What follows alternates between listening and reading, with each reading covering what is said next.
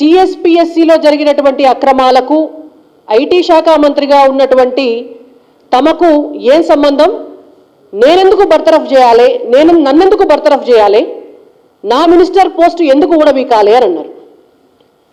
ఎందుకు ఊడబీకాలంటే మొత్తం జరిగినటువంటి వ్యవహారానికి ప్రధానమైనటువంటి సూత్రధారులుగా ఉన్నటువంటి వాళ్ళంతా కూడా నీ ఐటీ డిపార్ట్మెంట్లోనే ఉన్నారు. కాబట్టికే టీఎస్పీఎస్సీలో రిక్రూట్ చేసినటువంటి నిందితులుగా ఉన్నటువంటి ఈ వ్యవహారం అంతా నడిపించినటువంటి వాళ్ళందరినీ కూడా ఐటీ శాఖ కింద ఉన్నటువంటి తెలంగాణ స్టేట్ టెక్నాలజికల్ సర్వీసెస్ ఏదైతే టీఎస్టీఎస్ ఉన్నదో ఆ టీఎస్టీఎస్ కేటీఆర్ నిర్వహిస్తున్నటువంటి ఐటీ శాఖ కిందికి వస్తుంది. కాబట్టి మీరు చెప్పినటువంటి ఏ నిందితులను అయితే చూపిస్తున్నారో, ఇవాళ రాజశేఖర్ రెడ్డి అనేటువంటి ఒక వ్యక్తిని చూపించి ఈ వ్యక్తి ప్రధానమైనటువంటి నిందితుల్లో రెండో వాడో మూడో వాడో, ఈ వ్యక్తి భారతీయ జనతా పార్టీకి సంబంధించినటువంటి ప్రచార కార్యక్రమాల్లో పాల్గొన్నాడు కాబట్టి వాళ్ళున్నారేమో అని మాట్లాడుతున్నటువంటి బాధ్యత లేనటువంటి కేటీఆర్ గారు ఫలానా వ్యక్తి ఎప్పుడో 10 ఏళ్ల కింద బీజేపీ కండువా వేసుకొని ఆ ప్రచారంలో ఎక్కడో వాళ్ళ ఊళ్ళో తిరిగితే 2017లో నువ్వు నీ టీఎస్టీఎస్ కింద రిక్రూట్ చేసుకున్నావు. ఆ వ్యక్తిని రిక్రూట్ చేసుకొని అక్కడి నుంచి టీఎస్పీఎస్సీకి మీ టీఎస్టీఎస్ఏ అతన్ని బదిలీ చేసింది, అతన్ని అక్కడికి నియమించింది. ఏ బేసిస్లో నియమించినావు నువ్వు?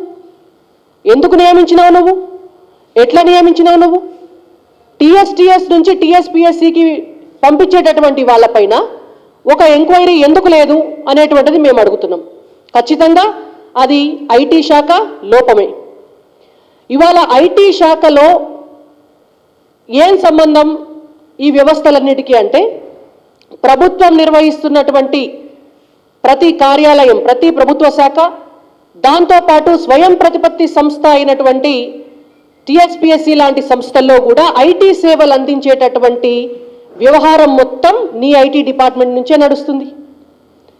ఎక్కడ రాష్ట్రంలో ఎక్కడ ఏ కంప్యూటర్ ఖరాబ్ అయిపోయినా నేనే బాధ్యుడినా అని మాట్లాడుతున్నటువంటి కేటీఆర్ గారు తెలుసుకోవాల్సినటువంటి అంశం ఏంటంటే, ఎక్కడో కంప్యూటర్ ఖరాబ్ అయితే నువ్వు బాధ్యుడివి కాదు, కానీ 30 లక్షల మంది నిరుద్యోగులు ఉద్యోగాల కోసం ఎదురు చూస్తున్నప్పుడు ఆ 30 లక్షల మందికి ఉపాధి కల్పించేటటువంటి ఒక నోటిఫికేషన్ ఇన్ని సంవత్సరాల తర్వాత మీరు నిద్రలేసి వేసినప్పుడు ఆ పరీక్షలు నిర్వహించేటటువంటి బాధ్యత ఉన్నటువంటి టీఎస్పీఎస్సీలో కంప్యూటర్ నుంచి డేటా హ్యాక్ అయితే డెఫినెట్గా నువ్వే బాధ్యునివి, దానికి బాధ్యత వహించవలసింది నువ్వే.